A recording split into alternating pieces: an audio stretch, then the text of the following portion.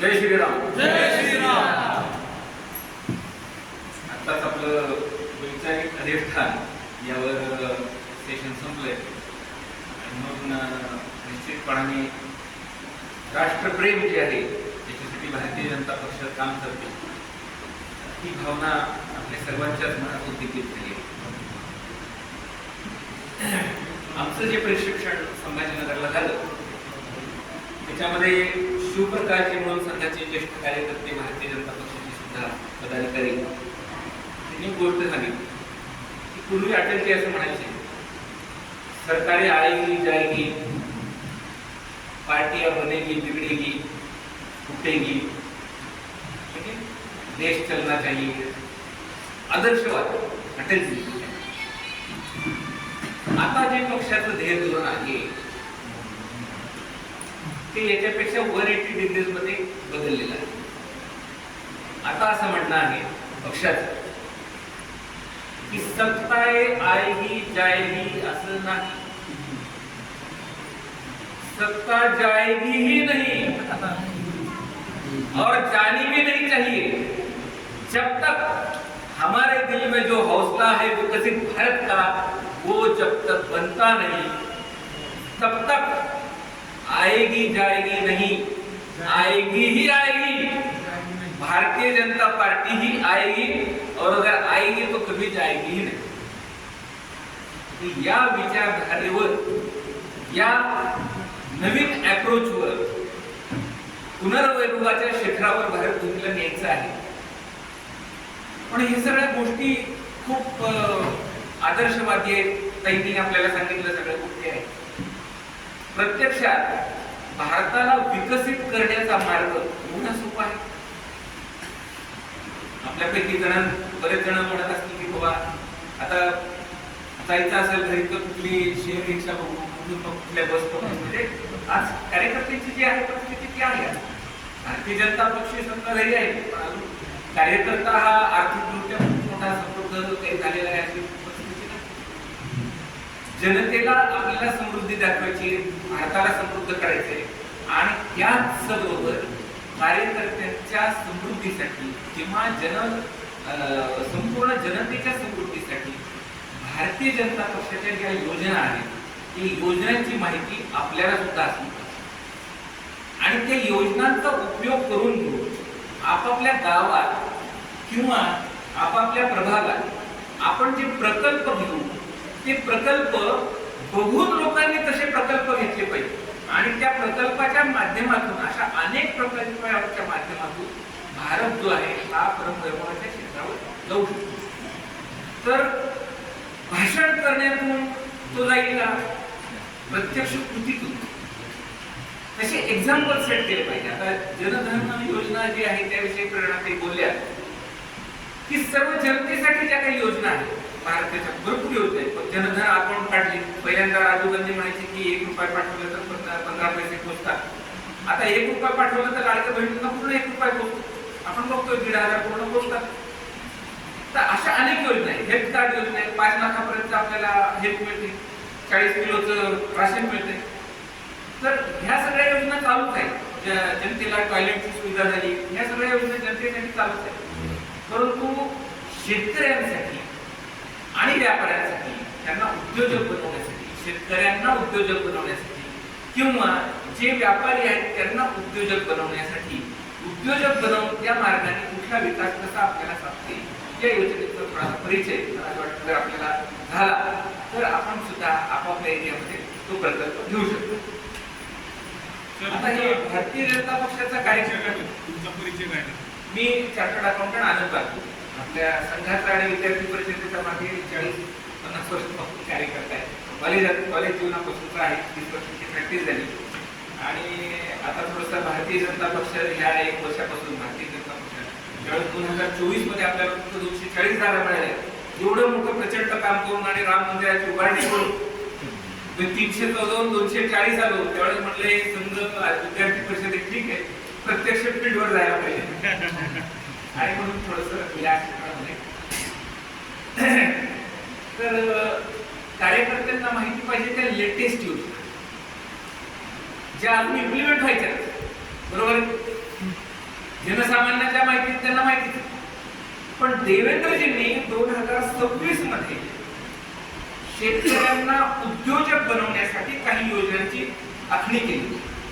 त्या योजना किमान आपल्याला माहिती पाहिजे. तर ती महत्वाची त्याच्यातली जी योजना आहे त्याच्यामध्ये उद्योजकता विकास ही जी योजना आहे त्याच्यामध्ये शेतकऱ्यांना जे पशुपालक शेतकरी आहेत त्यांना गोठा बांधण्यासाठी 3 लाख रुपये, गोठा बांधण्यासाठी 3 लाख रुपये, 5 गाई किंवा 5 म्हशी हे घेण्यासाठी साधारणपणे 5 लाख रुपये आणि इतर अवजारांसाठी फ्रीजर घ्यावा लागतो, फॉगर घ्यावा लागतो. तर हे सगळे मिळून साधारणपणे 11,80,000 योजना.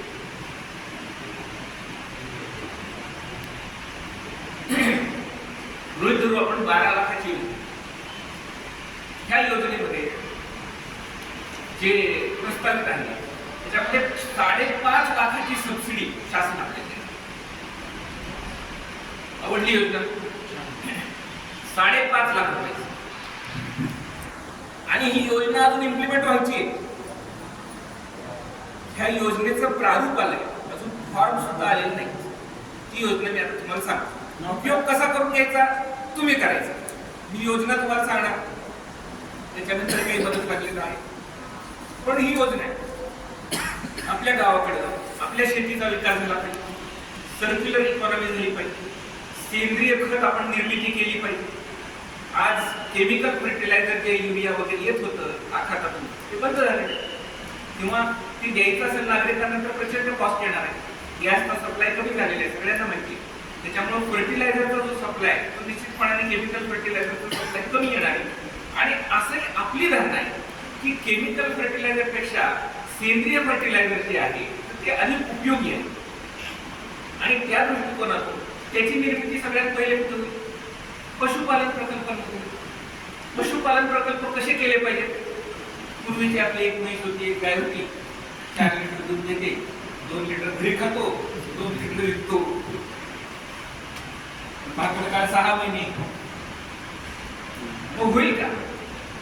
परमवैभवाला नाही. पहिले आपलं तर आपल्या घरात किती पैसा येतोय थोडं तर त्याचंही आपण काळजी केली पाहिजे की कुटुंबाला पुरेल एवढा पैसा आपल्याला निर्मिती केली पाहिजे चांगल्या मार्गाने. म्हणून आम्ही जो फॉर्म्युला काढला आहे की हरियाणाच्या ज्या मुरा ब्रँडच्या म्हशी आहेत, त्या उत्कृष्ट दर्जाच्या मुरा ब्रँडच्या म्हशी जर आल्या साधारणपणे 10 ते 12 लिटर पर्यंत दूध देते. तर भाकड काळे फक्त 2 महिने असते, 2 ते 3 महिने जास्तीत जास्त भाकड काळ. तर अशा म्हशी जर तुम्ही ह्या 5 म्हशी ह्या प्रकल्पात आपल्याला 1 लाख रुपयाला येत नाही, 1.25 लाख 1.5 लाख रुपये घालावं लागतं तुम्हाला. परंतु थोडेफार स्वतःचे पैसे, थोडेफार शासनाची काय मदत करता येईल त्यांची मदत असं करून ह्या प्रकल्पामध्ये तुम्ही पुढे जाऊ शकता. आणि ही जर निर्मिती तुम्ही केली, एक छोटासा गाय गोठा प्रकल्प केला तर त्याचं जे शेण आहे ते तुम्हाला शेतीला वापरता येईल. आणि शेतीमध्ये जे आहे, शेतीमध्ये जे त्या गाई गुराला चारण्यासाठी तुम्ही हत्ती गवत लावू शकता, नेपियर ग्रास लावू शकता. म्हणजे तुमचा चाऱ्याचा जो कॉस्ट आहे तो कमी येतो. नेपियर ग्रासचं कटिंग तुम्हाला वर्षातून किमान 4 वेळेस करता येईल. किती वेळेस? किमान 4 वेळेस करता येईल. ऊसाचं कटिंग कधी करता? वर्षातून एकदा, 15 महिन्यातून एकदा. कारण भाजपचं काम करते. ड्रायव्हर बरोबर रिलेशन चांगले असले तर 12 महिन्यात तुम्ही, नाहीतर 15 महिन्यात होते. तर याला किती मिळतं? ऊसाला किती मिळतं तुम्हाला? एकरी उत्पादन किती? 40 म्हणजे अमाऊंट 1 लाख 1.5 लाख. पश्चिम महाराष्ट्रातलं पकडू आपण, कोल्हापूर 1.5 लाख रुपये. जास्तीत जास्त किती? 1.5 लाख. आम्ही शेतकऱ्यांची बैठक काढून प्रत्येक गोष्टीचं कॅल्क्युलेशन करून बघितलं. दुधामध्ये एकरी तुम्हाला 4 ते 5 लाख रुपयाचं रिटर्न मिळू शकतं जर व्यवस्थित केलं, चांगल्या सायंटिफिक मेथड. आता हरियाणाच्या म्हशी इथं टिकत नाही म्हणजे त्यांना ते त्यासाठी 1,000 रुपयाचं पॉवर लावा. गोठ्याची जी रचना आहे, ती गोठ्याची रचना जी आहे ती वर डोम टाका, म्हणजे टोपीवर टोपी, म्हणजे हवा गरम उचून निघून जाईल. ठीक आहे. त्याच्यानंतर जी कुट्टी तुम्ही देता, कुट्टी असे भिंतीकडे कुट्टी असते आणि तिकडे बसून त्या गाईला खायला लावतात, तसं नाही. सेंटरला सगळ्यात जी गोठ्याची रचना करा. सेंटरला तुम्ही जर रस्ता केला तर एक 3 व्हीलर येऊ शकते, जी कुट्टी सांडत सांडत जाईल आणि मग मॉबनी ती कुट्टी दोन्हीकडे लावू शकाल. त्या रस्त्याच्या दोन्ही बाजूला गव्हाणी असते, ठीक आहे. आणि त्याच्यानंतर बाजूला इकडे इकडे समोर एकमेकाकडे बघून काही म्हशी जे आहेत तिथे उठतात. आता मराठवाड्याच्या रचना आहे तिच्या उलटी रचना ही मध्ये असा रस्ता आहे आणि इकडे इकडे म्हशी उठतात. Tail to tail. आणि मधल्या रस्त्यावरून कुट्टी टाकली, 3 व्हीलरने कुट्टी टाकून देऊ मागा आपण. त्याच्यानंतर एक मॉब यायचं लावायचं, गडी माणसाचं काम नाही, ते इकडे इकडे लावायचं, गव्हाणी तिथून खाली, वर नाही असं करून बांधायचं. थोडी रचना काहीतरी वेळा विचार करा की बिना गड्याचं कसं करताय. प्रकल्प 12 लाखाचा आहे, गड्याला 1.5 लाख रुपये 2 लाख रुपये पगार देईल तर कसं परवडणार. आता गडी माणसाचं जमाना गेला, स्वतःमध्ये ताकद आहे, स्वतः काम करायची इच्छा आहे, बरोबर त्या पद्धतीने गोठ्याची रचना करून घ्या. बघा युट्यूब आहे, सगळं आहे, युट्यूबसाठी इतर लोकांना विचारा आणि त्या पद्धतीने गोठ्याची रचना करा. 12 लाखाचा प्रकल्प तुम्हाला उपलब्ध होऊ शकतो. ही स्कीम, ही जी आता नवीन आणलेली स्कीम जी आहे, ही back ended credit link scheme नाही. म्हणजे काय बॅक एंडेड क्रेडिट लिंक म्हणजे जर कर्ज घेतलं तरच सबसिडी मिळेल, अशा सगळ्या योजना अशाच आहेत आतापर्यंत. ही योजना अशी आहे की कर्ज घेऊनही मिळेल, नाही घेतलं तरी मिळेल. 5.5 लाख गव्हर्नमेंटचे, उरलेले 5-10 लाख जे आहेत स्वतःचे थोडीफार सेविंग काय असेल ना ते टाका आणि 12-15 लाखाचा प्रकल्प उभा करा. ठीक आहे, चल होऊ शकतो ना. 4-5 एकर, 2 एकर, 1 एकर शेती असेल. अल्पभूधारकांना प्रायोरिटी आहे. अल्पभूधारक म्हणजे कोण, अत्यल्प भूधारक, त्यांचं 1 हेक्टरपेक्षा कमी आहे. 1 हेक्टर म्हणजे 2.5 हेक्टर, 2.5 हेक्टरपेक्षा कमी आहे, त्यांना प्रायोरिटी आहे, त्यांचं ऍप्लिकेशन पुढे जाणार आहे ऑटोमॅटिक. ठीक आहे. आणि जे अल्पभूधारक आहेत ते 5 हेक्टर पर्यंत आहे, त्यांना त्याच्यानंतर विमेनला प्रायोरिटी आहे, SC ST ला प्रायोरिटी आहे. महिला शेतकरी आर्थिक वर्ष आहे, हे जे वर्ष आहे हे महिला शेतकरी आर्थिक वर्ष म्हणून जाहीर झालेलं आहे. त्यामुळे या वर्षात पहिल्यांदा ऍप्लिकेशन आला, गव्हर्नमेंटला सिलेक्ट करावं लागणार आहे. त्यात भाजपच्या कार्यकर्त्यांचं पण चालत तर अजून चांगली गोष्ट आहे, पण काम करावं लागेल. पहाटे 4 ला उठावं लागेल. तू आणि ती दोघींची इन्व्हॉल्वमेंट लागेल तर हा प्रकल्प. दुसरी स्कीम सांग, ही कळली. दुसरी आहे येऊ घातलेल्या स्कीम आहे अजून फॉर्म एलिमेंट स्कीमची मी तुम्हाला सांगतोय. भाजपच्या फक्त कार्यकर्त्यांसाठी नंतर माहिती होणार आहे, पण त्याच्या अगोदर तुमचे ऍप्लिकेशन पडले पाहिजे. स्कीमचं नाव काय? की ग्रामीण उद्योजकता विकास, पहिली पशुधन उद्योजकता विकास. ठीक आहे. त्याच्यानंतर शेळीपालन. शेळीपालन ही सुद्धा अशीच होती. साधारण 50 शेळ्या, बरोबर राहून 50 शेळ्यांचं 5 गोकुळ 50 शेळ्या, याच्यासाठी एक साधारणपणे जे आहे त्याच्यानंतर ते शेड बांधण्यासाठी 1-2 लाख रुपये आणि बाकी असे सगळं प्रकल्प आम्हाला त्या पद्धतीने बनला गेला पाहिजे. तो सगळ्या त्याचं जे कॉस्ट त्याच्यात दिलेले आहे त्या पद्धतीने प्रकल्प आम्हाला. आणि ती झाली ती सुद्धा साधारणपणे 18.5 ते 12 लाखाची योजना आहे. 5.5 लाख रुपये गव्हर्नमेंट अनुदान देणार आहे. SC ST जर असेल म्हणजे अनुसूचित जाती किंवा जमाती हे असेल तर जवळपास ते अनुदान 8 लाख आहे. 8,30,000 काहीतरी आहे. ठीक आहे, 8 लाख. ठीक आहे. हा, आपल्याकडे कोण म्हणतो ते वंचित वगैरे आघाडी कोण केली तर ह्या सगळे वंचित जोडून हा इथं 8 लाख द्यायला लावले. 3,000 मिळतात. तिथं किती मिळतात, किती दिले नगर परिषदेने? इथं 8 लाख, 5 लाख, 8 लाख. थोडा सोशल समीकरण. ठीक आहे. तिच्या पुढची आता याच्यापेक्षा पुढे गेली. जी प्रोजेक्ट कॉस्ट किती आहे? 11,70,000. 11,80,000. 11,80,000. तिसरी योजना आहे. तिसरी याच्यापेक्षा मोठी योजना आहे. ही मात्र क्रेडिट लिंक नाही, मोठी आहे. 30 लाख रुपयाची योजना. 30 लाख रुपयामध्ये पोल्ट्री फार्म टाकू शकतो. ठीक आहे. पोल्ट्री फार्म मध्ये आता जर 30 लाखाचं टाकलं साधारणपणे 15 लाख त्याच्या केज साठी आणि बाकीचं अजून त्यांनी दिले पक्षी वगैरे सगळं जे काय आहे कॉस्टिंग नॉर्म वगैरे आहेत. तर ते झालं तर 30 लाख रुपयापर्यंतच्या प्रोजेक्ट कॉस्टला जवळपास 50% म्हणजे किती सबसिडी? 15 लाख. 15 लाख. हा?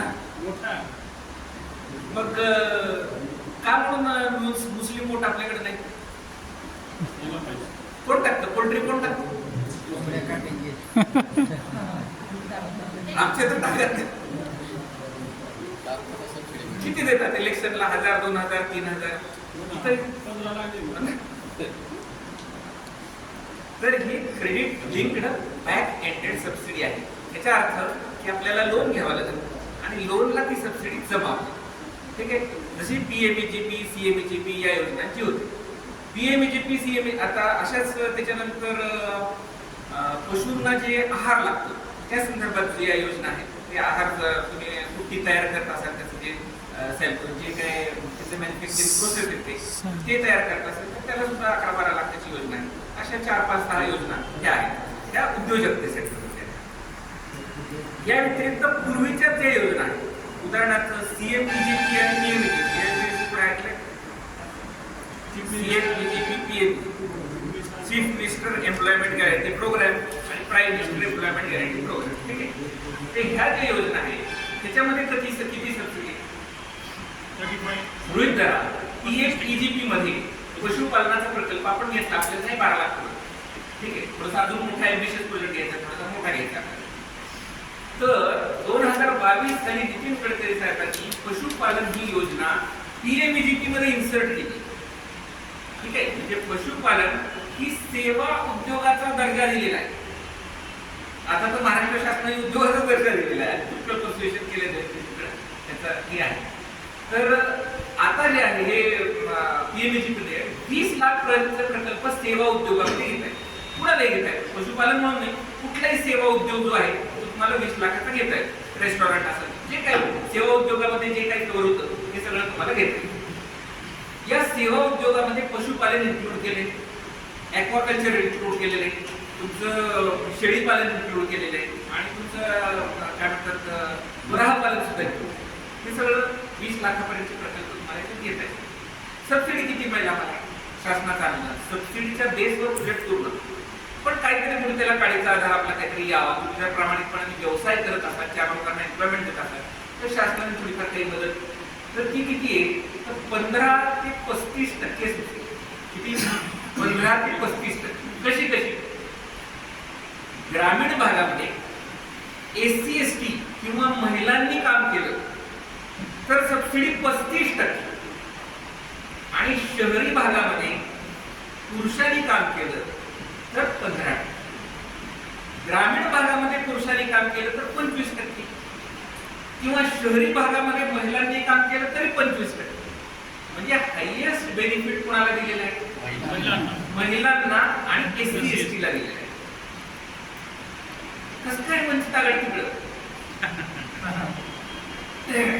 हे बघा की 15-35% म्हणजे एरवी जे आहे त्याच्यापेक्षा जास्त सबसिडी तुम्हाला मिळते आणि त्याचा बेनिफिट घेऊन तुम्ही प्रकल्प उभा करू शकता. आता याच्यामध्ये हिंड्रन्स काही आहे असं नाही की ह्या प्ले स्कीम मी सांगतोय आणि सरळ होत जाते.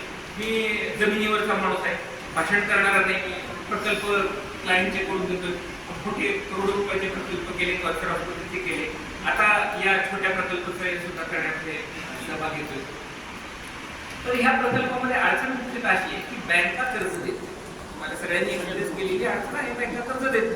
आता बॉटल नेक आता हळूहळू रिमूव्ह करायचा.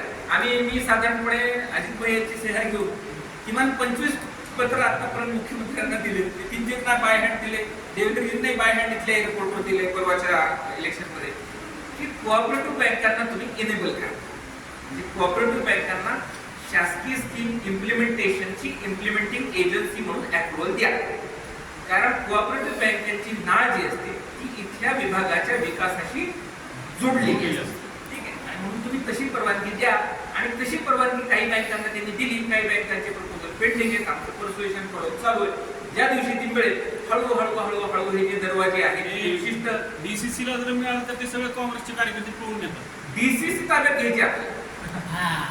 कसंही कारण डीसीसीला असं आहे की डीसीसीला बाय डिफॉल्ट ह्या स्कीमचे अप्रुव्हल आणि DCC retail financing DCC Sangli करते, डीसीसी सातारा करते, डीसीसी लातूरच का करत नाही? डीसीसी बँकेची स्थापना जी झालेली आहे ती शिखर बँक म्हणून आहे, बँकर्स बँक. जिल्ह्यामध्ये राहणाऱ्या सगळ्या कोऑपरेटिव्ह सोसायटी आणि बँका यांना फायनान्स करण्यासाठी डीसीसी बँका एपेक्स बँक म्हणून काम करतात, बरोबर, शिखर बँक म्हणून काम करतात. परंतु आता सांगली आणि सातारा या बँकांनी डिस्ट्रीब्युशन ऑफ लोन डायरेक्ट चालू केले, 20 लाख 25 लाख 50 लाख काय जाईल. मग लातूर डीसीसी का करत नाही? कारण त्यांच्या घटनेमध्ये तसा काही बदल करणं आवश्यक आहे. घटनेमध्ये बदल करायचा असेल तर मेजॉरिटी पाहिजे बोर्ड ऑफ मॅनेजमेंट मध्ये. आपल्या इथं बसले लोक कसं काय प्रशिक्षणाला 15 लोक आहेत, कोण निवडून देणार? आपले ते निवडणूक लढवायला 4 गट होते भाजप. ह्या अडचणी आहेत सगळ्या, पण या अडचणी पार करून प्रत्येक ठिकाणी आता प्रेरणाताईंनी विजय मिळवला. त्यांच्या जे काही कॉन्स्टिट्युन्सी आहे नगरसेवक ऍडव्हान्स वातावरण तर आहे, पण ते भेटायचं आपल्याला. आता सेंटरमध्ये आपली सत्ता आहे, केंद्रात सत्ता आहे, राज्यात सत्ता आहे. आता खालच्या स्तरावर जायचं ना, कॉर्पोरेट व्हावं लागेल. कारण ग्रामीण भागामध्ये विकासाची जर आपल्याला इथं विकासाची गंगा आणायची असेल तर ग्रामीण भागातल्या प्रत्येक पॉलिटिकल जी काही आहे, जिल्हा परिषद आहे, डीसीसी बँक आहे, नगर परिषद आहे, महानगरपालिका आहे, ग्रामपंचायती आहे, पंचायती समिती आहे, या सगळ्या ठिकाणी आपल्याला हळूहळू जावं लागेल. आणि तिथं गेल्याशिवाय या विचारांचा प्रसार तिथं होणार नाही. आपल्याला जसं ताईंनी सांगितलं, एका घराण्याची सत्ता आपल्याला अपेक्षित नाही. संपूर्ण भारताचं भवितव्य उज्ज्वल करायचं, भारताच्या तरुणांचं भवितव्य उज्ज्वल करायचंय. त्या दृष्टिकोनातून आपल्याला पर्क्युलेट झालं त्या ठिकाणी जाऊन पोहोचलं. ही आहे. आता हे पशुपालन आणि पोल्ट्री पालन आणि शेळी पालन याच्याने काय होतं, एक सर्क्युलर इकॉनॉमी तयार. जसं मी सांगितलं की नेपियर ग्रास जो आहे, नेपियर ग्रास तुम्ही हत्ती गवताविषयी काही ऐकलं असेल, ग्रामीण भागात तर ते गुरांसाठी प्रोटीनयुक्त खाते. आणि गुरांचं जे काही शेण आहे तर ते तुमच्या शेतामध्ये काय म्हणतात खत म्हणून वापरतात. अशी सर्क्युलर इकॉनॉमी त्याच्यामध्ये आहे. या व्यतिरिक्त नेपियर ग्रास जे आहे त्याच्यापासून बायो सीएनजी बनतो. म्हणजे जर तुमचा क्लस्टर, आता तुम्ही कुठल्या भागात काम करता, समजा एक पर्टिक्युलर भाऊ, आता आमच्याकडचे असिस्टंट भुई समुद्र या गावामध्ये साधारणपणे 100 ते 200 डेअरी प्रकल्प जर झाले तर त्या ठिकाणी एक बायो सीएनजी प्रकल्प घेतलाय. का म्हणून तर त्या भागामध्ये नेपियर ग्रासची उपलब्धता होती. आणि कृषी झाल्यानंतर मग 40-50 कोटीची इन्व्हेस्टमेंट तिथं होणं सोपं झालं.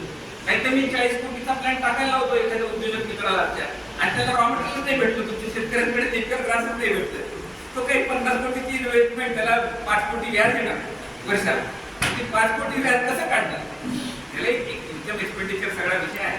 तर हे सगळं करू शकतो, पण कधी तर पशुपालन आपला सक्सेस झालं. पशुपालनाचं आता तुम्हाला रेट सांगतो सर. रिटेलमध्ये 80 ते 90 रुपये म्हशीच्या रेट, 80 ते 90 रिटेल 90 रुपये. आणि तुमच्या डेअरीमध्ये 60 रुपये 50 रुपये 90 रुपये लिटर सर. आणि गाईचं दूध आहे, तर गाय तुम्ही थोडंसं बाजूला ठेवा, कारण गाईमध्ये 2 प्रकार आहेत. एक तर तुमचे जर्सी आणि HF आहे, ते काही बाकी दूध नाही. ती गाय इतकी रोगट असते, तिला जेवढे रोग होतात, तिला हँकर लावा लागतो, तिच्या कासाचा तिला सहन नाही. आणि एवढं हे आहे की तसली जी तुम्ही निरोगी पॉप्युलेशन बनवू शकत नाही. आपल्याला हिंदू बलशाली हिंदू तयार करायचं, पण जरा चांगलं दूध द्या, नुसतं स्वतःचा प्रॉफिट बघू नका. दूध प्युरिटी आली पाहिजे. ही जी आहे ती पुरामध्ये आता वेल एस्टॅब्लिश झालेली की त्यांचं दूध चांगलं आहे, त्याचे जे काही हेल्थसाठी जे रिक्वायर्ड कंटेंट आहे त्याच्यामध्ये आहे, त्या दृष्टिकोनातून त्याचं. आणि ब्रीडिंगचा प्रोजेक्टचं काय बायो सीएनजीच्या प्रकल्पाच्या विषयी कुठलं पेन निर्मिती त्याच्या म्हणजे पशुखाद्य तयार करण्याच्या काही मॅन्युफॅक्चरिंग प्रोसेस आहे. तुम्ही त्याचे प्रकल्प घेऊ शकता. याच्यामध्ये 12 लाखाचे करू शकतो. आणि याच्यामध्ये जे तुमच्या PMEGP मध्ये आहे तर ती मॅन्युफॅक्चरिंग युनिट जर असेल, सर्व्हिस युनिट असेल तर 20 लाख, मॅन्युफॅक्चरिंग युनिट असेल तर 50 लाख. 50 लाखावर 35% किती कॅल्क्युलेट करा? 17.5 लाख. तर एवढ्या CMEGP सेम आहे, फक्त CMEGP मध्ये पशुपालन इन्क्लूड केलं नाही. आमचे उद्योग मंत्री उदय सामंत साहेब शिवसेनेचे आपले, ते कोकण भागातले, त्यांनी मत्स्यपालन टाकून घेतले. पशुपालन नाही, आपण आपल्या या भागातले. आणि त्यांच्याकडे निवेदन दिले, सर तुमचं मत्स्यपालन झालं, आमचं पशुपालनाचं काय करतात? ताईंना परसू करतोय आपण पंकजा ताईंना एक निवेदन केले, होईल हळूहळू त्या पण निदान पीएमजीपी मध्ये आहे. आणि ते सोडून द्या, आम्ही जे सतत मागणी करत होतो, देवेंद्रजींनी शेवटी आमच्या मागणीला कंट्रोल ही डायरेक्ट हीच योजना दिली. आता ही जी पशुपालनाची मी सुरुवातीला सांगितली एवढी चांगली योजना आहे, याच्यापेक्षाही सुंदर योजना आहे. इथं 5.5 लाखाची सबसिडी तुम्हाला मिळाली, तर ही अतिशय चांगली. फक्त ही सिलेक्टिव्ह बेसिसवर होणार आहे. म्हणून लवकर आपल्या स्कीम डिक्लेअर होण्याच्या अगोदर मी सांगितलं त्याचा फायदा आहे. लवकरात लवकर त्या गोष्टीचा हे पंचायत समितीच्या अंतर्गत ते कुठे येणार ती योजना? हे आता हळू हे पशु वैद्यकीय डिपार्टमेंट जे आहे ना, ॲनिमल हॉस्पिटल, पशुसंवर्धन विभागात पशुसंवर्धन ठीक आहे. तर म्हणजे आता ती यंत्रणा जी आहे सर, पंचायत समिती असो किंवा ॲनिमल हॉस्पिटलचे लोक असतील, हो. ते अगोदर काँग्रेसकडेच पोचती करतात ती कार्यक्रम. ते काही गोष्टी ज्या आहेत तर त्या थोड्याशा आहेत. चालत आलेलं आहे ते. आता मी स्कीमची माहिती देतो, प्रत्यक्ष करायचं असलं तरी आपण मदत करू. अवसर ऑफिसला या आमच्या. तुम्हाला कार्ड येते माझी, त्या गोष्टी आपण ते करू. कसं आहे, आपल्याला प्रत्यक्षात काम जर झालं, प्रत्यक्षात तुमचा एखादा गोठा उभा राहिला तर तुमच्याकडे बघून अजून चार. तुम्ही जर भाषणं दिले तर ते काही शक्यता नाही.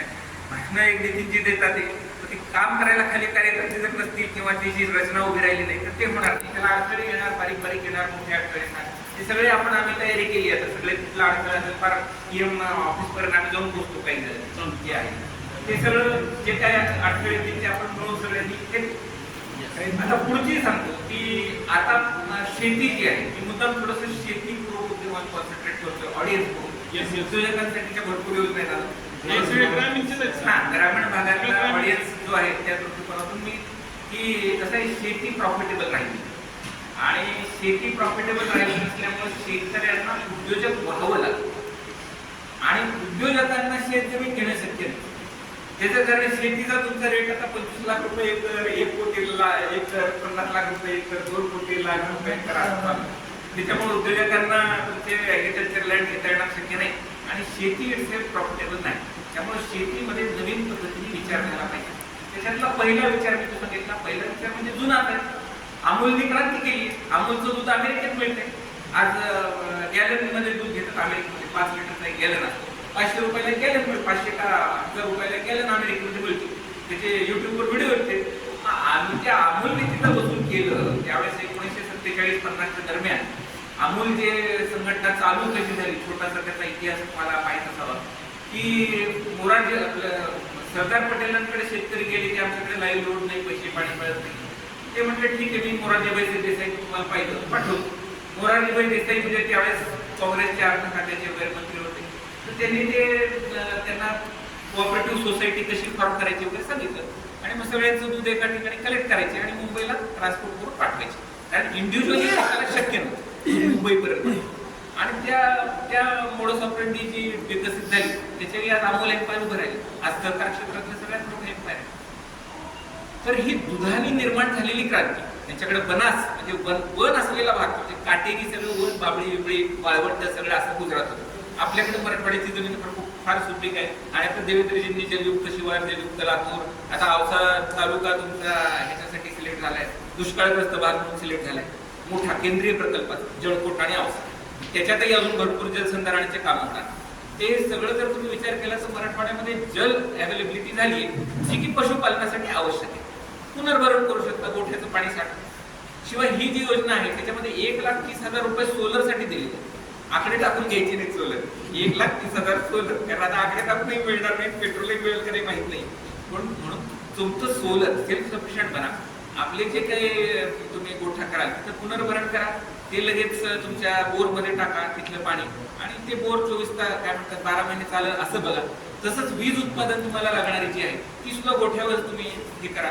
तसं तो पॅनल असा घेतला की ईस्ट आणि काय म्हणतात ईस्ट वेस्ट बांधण्यापेक्षा तुमचा दक्षिण उत्तर जर उतार असला तर दक्षिण साईडला तुम्हाला पॅनल टाकलं. तिथे 1,30,000 या योजनेमध्ये त्याच्यासाठी बजेट देण्यात आलेलं आहे. जे 11,80,000 आहे त्याच्यामध्ये. आता ह्याच्यापेक्षा थोड्याशा मोठ्या योजना करू. बेसिक योजना आहे सुरुवात केली आपण. इंटरेस्ट आहे ना? आता थोडेसे आपण ह्याच्यापेक्षा थोड्याशा मोठ्या योजना करू. Commercial horticulture development in open field condition project. प्रकल्प म्हणून शेती करायची, शेती जीवन पद्धती म्हणून करायची नाही. बापाने सांगितलंय, आजोबा करत होते, माता विकायची कशी, म्हणून मी करतोय, आलो सोयाबीन लावलं, आले वर्षाला 40,000 का आले, अशा पद्धतीने प्रकल्प कंडिशन मध्ये प्रोफेशनल स्वतःच्या शक्तीवर विश्वास ठेवून इस्रायलने वाळवंटात शेती निर्माण केलेली आहे. आणि अजून त्यांची शेती क्रॅश करता आली नाही. 56 लोक आहेत आजूबाजूला, माहिती आहे तुम्हाला सगळी. तिथं पडत नाही मिसाईल, आयरन डोम सिस्टीम आहे, शेती बिती सगळी सुरक्षित आहे अजून. आणि ते आपल्याकडे असे वडिलांची प्रॉपर्टी नाही, त्यांच्याकडे ती देशाची प्रॉपर्टी सगळी जमीन. म्हणजे जेवढं काही पीक उत्पादन घ्याल त्याच्या 30% गव्हर्नमेंटला द्यावं लागतं. गव्हर्नमेंट देत नाही तुम्हाला, गव्हर्नमेंट फक्त रस्ता पाणी व्यवस्था करून देतं, गव्हर्नमेंटला 30% बटाई द्यावं लागते. अशी रचना आहे. त्याच्यामध्ये त्यांचं कर्तृत्व बघा, त्या कर्तृत्वाने त्यांनी ते निर्माण केले. आणि एवढा देश आहे, 57 देशाच्या उरावर बसलाय आणि स्वतःचं संरक्षण करतोय. ठीक आहे, तर हे जगण्याची ही स्पिरिट निर्माण करा. नाही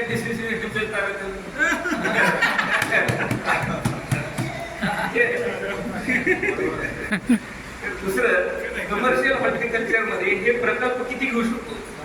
100 लाख पर प्रोजेक्ट, 100 लाखापर्यंतचे प्रकल्प घेऊ शकतो. ठीक आहे, म्हणजे ओपन फील्ड मधली बागवानी, आंबा लावा, काय तुम्हाला जे काय हॉर्टिकल्चर लावा, हॉर्टिकल्चर माहिती आहे तुम्हाला, हॉर्टिकल्चर म्हणजे वाणिज्य जे कमर्शियल क्रॉप्स, तर ते लावण्यासाठी त्याला 5 वर्ष 7 वर्ष थांबावं लागतं. लगेच दुसऱ्या वर्षी लगेच येत नाही, लगेच असे 2-4 वर्षाचा वेटिंग पिरियड आहे. थोडंसं थांबण्याची, ज्याची वेटिंग करण्याची कॅपॅसिटी असे फार्मर घेऊ शकतात. 1 कोटी पर्यंतचे ओपन लँड मध्ये प्रकल्प घेऊ शकतात. आणि त्याला किती सबसिडी आहे? 40%, 40%, म्हणजे 40 लाख रुपये.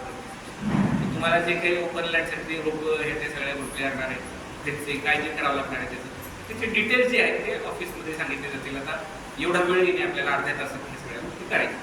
पुढचं, large scale hi tech open field cultivation of identified high value horticulture crop in project mode. तर हाय व्हॅल्यू हॉर्टिकल्चर क्रॉप म्हणजे हॉर्टिकल्चर वेगळे, हाय व्हॅल्यू हॉर्टिकल्चर क्रॉप वेगळे. हाय व्हॅल्यू कुठले आहेत? Apple, walnut, almond, cashew nut, kiwi, date palm. आपल्याकडे याच्यातले आता ते कॅशूनट काय आपल्याकडे होत नाही, ते कोकणात होतात. ऍपल ते काश्मीरमध्ये होतात. बघा काश्मीरमध्ये एवढं दिले, हे लोक आपल्याला देतात काय. ठीक आहे, आल्मंड हे बदामाचं शेती जी आहे ते आपल्याकडे होईल का नाही तुम्हाला माहिती. किवी मला वाटतं कदाचित होऊ शकते, किवी फ्रूट असतं, किवी नाही. ठीक आहे, डेट पाम म्हणजे खजुराची शेती मराठवाड्याला पोषक आहे. मराठवाड्यामध्ये खजुराचं उत्पादन कमर्शियली घेता येऊ शकतं. चांगले दर्जाच्या त्या खजुराच्या बिया मिळवल्या तुम्ही व्यवस्थित कृषी विद्यापीठांना भेट देऊन थोडंसं, मला असं वाटतं खरे विजिट करा. आपण कधी इस्रायलला जाऊ शकतो, कधी कुठं मिळालं तर एखादं हे कुठं साईबाबाच्या मंदिरात गेले होते ना सर, आपण एखादी शेतकऱ्याची एक विजिट तुम्ही प्लॅन करा, आपण जाऊ इस्रायलला. तिथून चांगल्या दर्जाचं बी उत्कृष्ट आता भारतात सगळीकडे मिळालेलं आहे, हे जर घेतलं तर खजुराची शेती प्रॉफिटेबल आहे. आणि खजुराला तुम्हाला किती सबसिडी मिळेल ते बघा, ₹200 lakh per project for project covering area over 20 hectare. म्हणजे 20 हेक्टरच्या वर जर तुम्हाला कव्हर करायचं असेल तर 200 लाखाच्या प्रकल्पाला 40 कोटी सबसिडी आहे. 80 लाख सबसिडी आहे. 2 कोटीचा प्रकल्प घ्या, किती जागेमध्ये? 20 हेक्टरपेक्षा जास्त जागेमध्ये. ठीक आहे, per as per crop wise component wise cost norm, एमआयडीच्या कॉस्ट नॉर्म नुसार त्याच्यावर सबसिडी मला मिळेल 80 लाख रुपये. पण तसे प्रकल्प तसा घेतला. त्याच्यानंतर आता पुढे आपण commercial horticulture development project in projected condition in project mode. तर ह्याच्यामध्ये परत 2 कोटीवर 50% आहे. Hi tech plug type nursery under controlled condition in project mode. आता ही जी कंट्रोल्ड कंडिशन जी आता 2 वाचलेली, एक कंट्रोल्ड कंडिशन म्हणजे पॉली हाऊस फार्मिंग आहे. ठीक आहे, शेडनेट फार्मिंग आणि पॉली हाऊस फार्मिंग मध्येही फरक आहे. शेडनेट जर फार्मिंग केलं तर त्याच्यामधून एक पाऊस येतो ना, शेडनेट फार्मिंग मधून येतो. पॉली हाऊस फार्मिंग मध्ये आता जे आपले पिकं गेले सगळे म्हणले ना, आमचे आंबे गेले, आमचं सोयाबीन गेलं, सगळं गेलं, किती दिवस असं म्हणत बसायचं? सवय लागली आपल्याला, शासन बघून घेईल, आपल्याला काहीतरी देईल, कर्जमाफी देईल, हे देईल, त्याच्यावर डिपेंड राहतो. कंडिशन काय आहे? पाऊस आपल्या हातात आहे का? मग पावसाला कॉम्पॅक्ट करू शकेल अशी रचना काय आपल्याकडे? पॉली हाऊस साठी काय? पॉली हाऊस जर प्रोफेशनल पॉली हाऊस केलं तर 2 कोटी प्रकल्प 2 कोटी पर्यंत तुम्ही इन्व्हेस्टमेंट केली त्याला जवळपास 40% तुम्हाला सबसिडी आहे. ठीक आहे. नर्सरी हायटेक नर्सरी जर तुम्ही केल्या plug hi tech plug type nursery आणि प्रत्येकाची ऍग्रीकल्चर याच्यामध्ये डेफिनेशन आहे. प्लग टाईप म्हणजे काय कसं काय नाही टेक्निकल स्पेसिफिकेशन तुम्हाला ऑफिसला सांगता येईल. तर हे जर केलं तर ह्याला project cost up to 2 crore त्याला 50% पर्यंत सबसिडी आहे. क्रेडिट लिंक्ड आहे सगळ्यात. लोन झालं पाहिजे त्याच्यासाठी तुम्हाला लोन झालं पाहिजे म्हणजे बँकेत जायचं मी बाजूचा काय करता आहोत आणि आता द्या असलं नाही. सबसिडीवर राहावं लागतं. सिक्युरिटी ऑफर करावी लागते. जी बँकेने कोलेटरल सिक्युरिटी मागितली ती ऑफर करावी लागते. त्याच्यासाठी थोडा आपला संपर्क पाहिजे आपल्या रिलेटिव्ह मध्ये. आपल्याकडे नसेल तर आपल्या पाहुण्याकडे एखादी जमीन काय जे देता येईल ह्या गोष्टी करायला पाहिजे. आता एक नवीन GR सुद्धा आलेला आहे की लँड जी म्हणजे ऍग्रीकल्चर प्रोजेक्ट घेण्यासाठी लँड येणे करण्याची आवश्यकता नाही. ठीक आहे. तर त्या GR चा उपयोग करून अजून तो GR इंडस्ट्री महसूल खात्याने काढलाय पण इंडस्ट्री डिपार्टमेंट मान्य करायला मान्य नाही. उदय सामंत साहेबांचं डिपार्टमेंट अजून ते मान्य करत नाही. परंतु आता हळूहळू होईल. आता हे आपण जे काही बॉटलने क्लिअर करण्यासाठी जे करतोय प्रयत्न त्याच्यातून हळूहळू ती मान्यता होईल. तसं जर झालं आणि जर ऍग्रीकल्चर लँड हे 1857 सालापासून एक गोष्ट आहे की आरबीआयने एक नियम काढून दिलाय की ऍग्रीकल्चर लँड मॉर्टगेज म्हणून चालणार. एने प्रॉपर्टी आहे. एने प्रॉपर्टी म्हणजे काय? तुमची लँड असते 1 एकरची मी घेतो डिवाइडेशन मारतो 5 लाख इकडे प्रत्येक देतो आउटलाईन काढतो आणि तो प्लॉट काढतो 1500 स्क्वेअर फूटचा प्लॉट 2000 स्क्वेअर फूटचा प्लॉट. आता तुझका प्लॉट तू बँक घ्यायला लागली 2000 अख्खं मी 2 एकर देतो ना माझं ते लोन घ्यायला ही आता हे पुढाला हे वरच्या लेवल पर्यंत माहित नाही. त्यांनी कधीतरी नियम टाकून ठेवले की ऍग्रीकल्चर लँड मॉर्टगेज नाही ती लाईव्हलीहूडचं साधन आहे त्याच्यामुळे मॉर्टगेज ऍक्सेप्ट करायचं नाही म्हणजे विकासाचा मार्ग बंद आहे. आम्ही प्रत्येक ठिकाणी आता डोकं पुढून वर सांगतोय प्रत्येक ठिकाणी जिथं आहे तिथं की बाबा सर हे असं करा ऍग्रीकल्चर लँडला परवानगी द्या. आणि ऍग्रीकल्चर लँड हा शेतकरी हा त्याच्या आई इतकंच प्रेम त्याच्या करतो आणि ती मॉर्टगेज असेल तर इफिशियंटली कामही होतं. मॉर्टगेज नसेल तर तो त्या पुढे मॉर्टगेज असेल तर काम. मला मी मुद्रा स्कीमची मी आहे मुद्रा सगळ्या स्कीम आहेत आपल्याकडे परंतु काहीच द्यायचं नाही बँकेला आणि कर्ज घ्यायचं असं शक्य आहे का?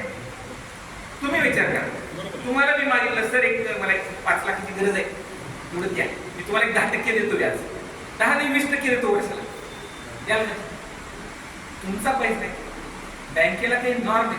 शासनाने किती वरून कसा धंदा करा शासनाने हे सांगतो नाही धंदा कसा करावा शेती कशी करावी शासनाने सांगतो शासनाने जे द्यायचं ते देऊन टाका पण तुम्ही कसं करावं हे तुमचं तुम्हाला कळतं. तसं बँकेला त्याला कसं ऍडर करणार हे जे स्कीम्स आहेत त्या प्रॅक्टिकल नाही जे काय मुद्रा वगैरे सांगतात आपलं म्हणणं योग्य आहे की असं झालं तसं पण मला कोणी भेटलं नाही मुद्रामध्ये ज्याला लोन झालेले तुम्ही तुमची प्रॉपर्टी मॉर्टगेजसाठी ऑफर करा आणि मग कर्ज चांगला प्रकल्प करा प्रकल्प अहवाल तयार करा त्याबद्दल रोख बागा आणि बँकेची परिणामही फेडा. जे ऑनेस्ट शेतकरी आहेत ऑनेस्ट उद्योजक आहेत त्यांना आम्ही कन्सल्टन्सी करतो जे त्यांना 2 लाख बुडवून आयुष्यभराचं काय म्हणतात कर्जाचे दरवाजे OTS एखादी करून बंद करायचे ते लोकांसाठी आपलं एनर्जी घालत टाकतो आणि त्याच्याने काय होणार बँकेचे पैसे बुडवतो म्हणजे कुणाचे बुडवतो आपलेच बुडवतो तुमच्याच कुणाची तरी त्या गावाच्या बँकेत एवढी त्याची बुडवतो ही इकॉनॉमी चांगली आहे जी चांगली नाही ती चांगली त्याच्यामुळे कर्ज घ्यायचं पहिलं पैसे फेडायची ही मानसिकता असेल तर हे प्रकल्प. त्याच्यानंतर टिश्यू कल्चरच्या काही स्कीम्स आहेत. मशरूम फार्मिंगची आहे as per MIDH norm for minimum installed capacity above 50 metric ton म्हणजे 50 मेट्रिक टन पेक्षा जास्त कॅपॅसिटी असली पाहिजे up to 300 metric ton in controlled condition. तुम्ही हे मशरूम बघितलंय का फार्मिंग कंट्रोल्ड कंडिशन मध्ये असतं पूर्ण जसं कोल्ड स्टोरेज असतं तसं असतं. त्याच्यानंतर रॅक असतात त्या रॅकवर माती खत वगैरे टाकलेलं असतं त्याच्यामध्ये मशरूम ते बी टाकतात आणि ते मशरूमचं बी तिथे फ्लरिश होतं. तर ते सुद्धा करायचं असेल तर त्याला credit linked subsidy at the rate of 40% of eligible project cost 40% subsidy त्याला सुद्धा आहे. गोळंबी म्हणतात मराठीमध्ये त्या गोष्टी त्याच्यानंतर रेफ्रिजरेटेड ट्रान्सपोर्ट व्हेकल, त्याच्यासाठी जर घेतलं तर 35% आहे. म्हणजे हे सगळं करत असताना रेफ्रिजरेटेड व्हेकल लागतं, कारण रेफ्रिजरेटेड व्हेकल नसेल तर तुम्ही जे ओळंबी आहे की मशरूम जी आहे ती मोठ्या मार्केटला, बेंगलोरला, मुंबईला पाठवू शकत. आणि ती जर पाठवली तशाच विदाउट रेफ्रिजरेटेड व्हेकल ती पाठवली तर मग कदाचित त्याची क्वालिटी तशी राहणार नाही पोहोचल्यानंतर. म्हणून रेफ्रिजरेटेड व्हेकल जर त्या अनुषंगाने म्हणजे एकाच इंटिग्रेटेड प्रकल्पात घेतले तर त्याला सुद्धा 35% सबसिडी आहे. ही 2 कोटी 1 कोटी पर्यंत. त्याच्यानंतर कोल्ड स्टोरेज कोणाला टाकायची इच्छा आहे बघा. Cold storage type 1 is defined as CS1 with construction in civil including PUF, PIR panels, doors and anti-room refrigerator unit, electrical installation, administrative block, safety, fire safety and hazard control and basic maintenance structure. तर आता याचे specification आहे. CS1 नावाचं एक method आहे cold storage. CS1, CS2, CS अशा 2-3 आहेत. तर त्या टेक्निकल नॉर्म आहेत, त्या आपण इंजिनिअरशी नंतर चर्चा करू. त्याच्यानुसार तर किती आहे ही सबसिडी जी आहे, take a project with a capacity above 5000 metric ton and up to 20000 metric ton. म्हणजे 5000 मेट्रिक टन स्टोरेज कॅपॅसिटी पासून 20000 मेट्रिक टन स्टोरेज कॅपॅसिटीचे जे आहे त्याच्यावर क्रेडिट किकडं बँक एड सबसिडी आहे. ती किती आहे तर 1.59 करोड ते 2,60,00,000 रुपये. 2 कोटी पर्यंतची म्हणजे जवळपास 1 ते 2 कोटी रुपयापर्यंतची सबसिडी त्या वेगवेगळ्या स्वरूपाच्या कोल्ड स्टोरेजला. आता कोल्ड स्टोरेज म्हणजे आवाका मोठा आहे, एकट्याच्या बसची बात नाही. मग काय करायचं, फार्मर प्रोड्युसर कंपनी काढायची. फार्मर प्रोड्युसर कंपनीमध्ये मानसिकता पाहिजे कार्यकर्त्यांची की माझे 100, तुझे 100, ह्याचे 100, चोख व्यवस्थित हिशोब ठेवणे आणि त्याचं 1-1 रुपयाचं मूल्यमापन ते देणं. ठीक आहे, टीका करणं सोपं आहे विकासावर. त्यांनी असं केलं, हे तसं केलं, त्यांनी तसं केलं. तुम्ही किती फार्मर प्रोड्युसर कंपन्या यशस्वीरित्या चालवून दाखवल्या, एवढा विश्वास आपल्या कार्यकर्त्यांच्या नेटवर्कमध्ये आहे का? जी क्रांती विखे पाटलांनी केली, विलासराव देशमुखांनी केली, गोपीनाथराव मुंडेंनी केली ऍग्रिकल्चर सेक्टरमध्ये, ऊसाच्या क्षेत्रामध्ये, तर ही आपल्याला वाणिज्यिक बागवानीसाठी, कोल्ड स्टोरेजसाठी करायची जर असेल तर फार्मर प्रोड्युसर कंपन्या हा त्याच्यावर इलाज आहे. फार्मर प्रोड्युसर कंपन्यांना मोठ्या स्कीम करता येतात, पण एवढी मोठी स्कीम करण्याची छाती किंवा तेवढी आर्थिक शक्ती आपली आहे का? आपल्या खिशात नाही. त्याच्यामुळे आपण काय करायचे, पहिले 15-20 लाखाचे प्रकल्प घ्यायचे. तेवढं आहे ना, तेवढं करू शकतो. 20 लाखाचे, 25 लाखाचे, 50 लाखाचे CABCP, PMECP, ग्रामीण उद्योजकता ते करायचे. त्याच्यातून आपल्याला इन्कम सेट होईल. महिना 50,000, 1 लाख, काहीतरी 50,000 तरी चालू. ठीक आहे, एकदा ते चालू झालं की मग 1 लाख रुपये सगळ्यांनी इन्व्हेस्ट करून जर 100 लोकांनी 1 लाख रुपये इन्व्हेस्ट केले तर किती होतात? 1 कोटी रुपये होतात. मग 1 कोटी तुमचे, 1 कोटी बँकेचे, 2 कोटीचा प्रकल्प घेता येतो. 2 कोटीवर 40-50 लाख सबसिडी देऊन जाते आपल्याला. 50% जी आहे ते 40-80 लाख रुपये. राहिले 1 कोटी 20 लाख ते थोडंफार लोन हे ते सारं लोकांचं. तर लोकसहभाग, जनसहभाग जर प्रकल्पामध्ये असेल तर मार्केटिंग एफर्ट कमी लागतात. कारण जर कोल्ड स्टोरेज असेल तर तुमचाही माल तुम्ही तिथं ठेवणार, इथे ठेवणार, जे शेअर होल्डर आहेत ते ठेवणार. फार्मर प्रोड्युसर कंपनी नुसत्या काढून ठेवलेत कार्यकर्त्यांनी, मग ते त्याचं ऍक्च्युअली इम्प्लिमेंटेशन होत नाही. माझं जे ऑब्झर्वेशन आता 6 महिन्यापासून बघतोय आहे त्याच्यामध्ये, तर हे काढून त्याचा उपयोग केला. जॉईंट स्टॉक कंपनी ही फार मोठी कन्सेप्ट. मोठमोठ्या ऑइल कंपनी ज्या अमेरिकेमध्ये निर्माण झालेल्या आहेत, ज्या वेगवेगळ्या देशांमध्ये निर्माण झालेल्या आहेत, एकाला कुणाला ते ऑइल एक्सट्रॅक्शन करणं शक्य आहे. प्रचंड इन्व्हेस्टमेंटचा धंदा आहे ऑइल एक्सट्रॅक्शन करणं. तर त्या जॉईंट स्टॉक कंपनीने क्रांती केली की माझे 100, तुमचे 100, ह्यांचे 100 असे म्हणून 1-2 कोटी जमा करायचे आणि एस्टॅब्लिश करायचे. तर बायोसिनचे प्रकल्प असा त्याप्रमाणे 25 ते 50 कोटी आउटलेटचा प्रकल्प आहे. करू शकतो का? फार्मर प्रोड्युसर कंपनी करू शकते. पण 25 कोटीमध्ये किमान 10 कोटी तर स्वतःचे घ्यायला लागतील. 15 कोटी आणून लोन आपण, 12 कोटी 15 कोटी लोन. त्याच्यासाठी इक्वलेटरल सिक्युरिटी म्हणून घरचं सगळं घेऊन द्यावं लागतं. घरदार काय शेतीवाडी आहे त्याचं सिक्वेन्स, प्रोजेक्टचं सिक्वेन्स घ्यावं लागतं. पण त्या सिस्टमॅटिकली तसे प्रकल्प घेण्याची, एकत्रित काम करण्याची मानसिकता कधी ठेवली. जर निवासी शिबिरामध्ये राहिलो तर, नाही तर एकमेकावर विश्वासच नाही. कधीतरी वर्षाला भेटला मित्र, असं नाही.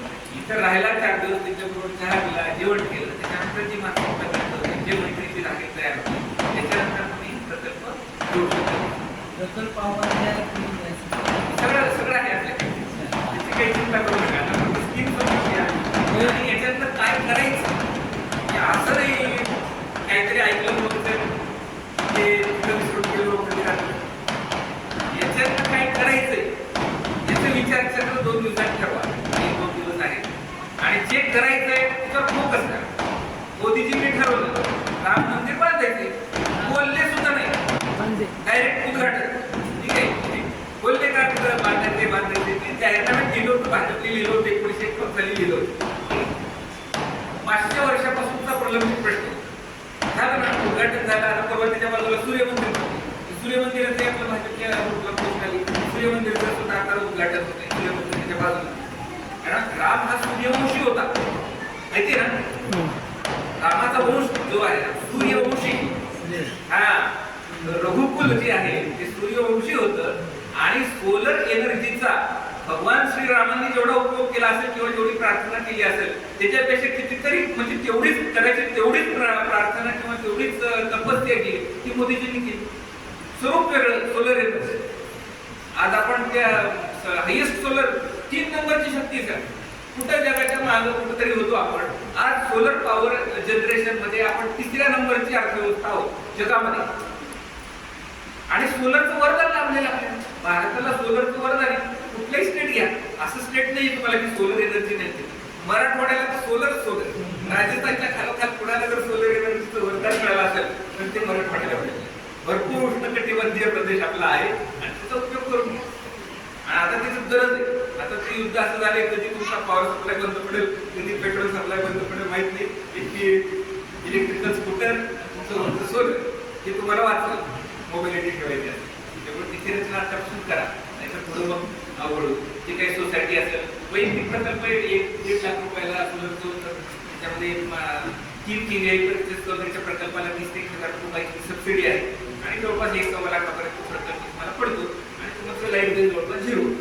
हे सुद्धा प्रकल्प छोटे प्रकल्प घेऊ शकतात. पण हे जे ऐकायचे ते करायचे. नुसतं ऐकून आपलं हळी फुंकली सोनारे इकडून तिकडे गेले आहे. वैयक्तिक पण करता येतं ना. वैयक्तिक प्रकल्पातूनच सुरुवात करायची. मोठे प्रकल्प घ्यायचे. कोल्ड स्टोरेज करताय.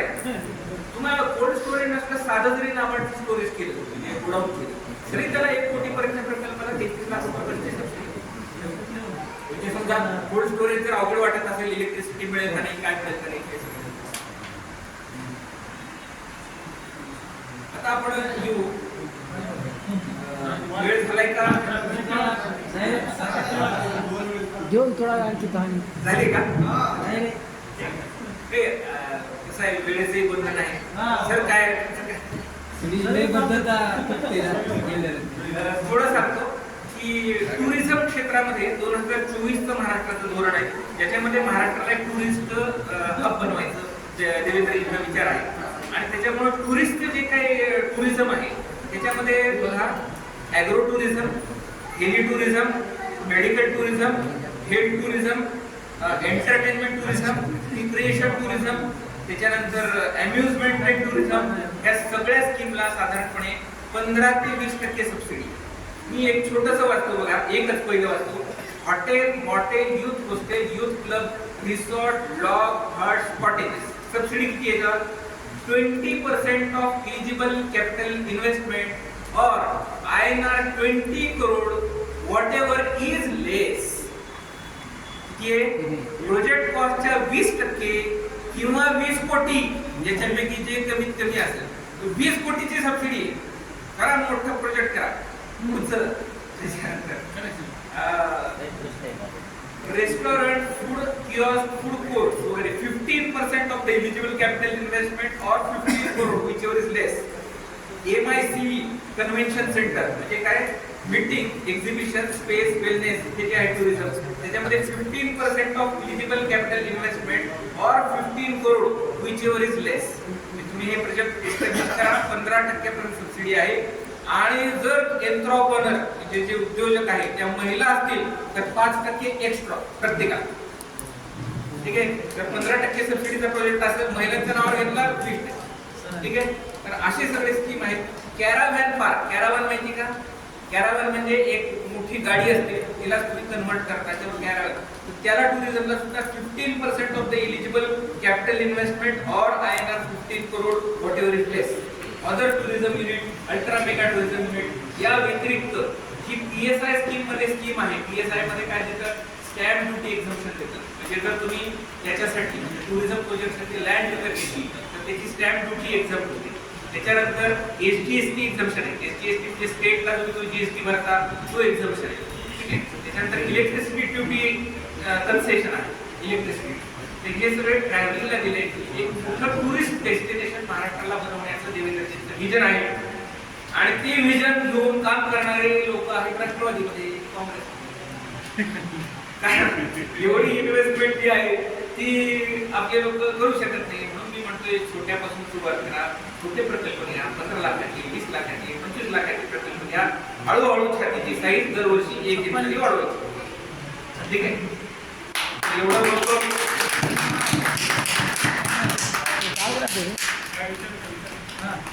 कार्ड गेला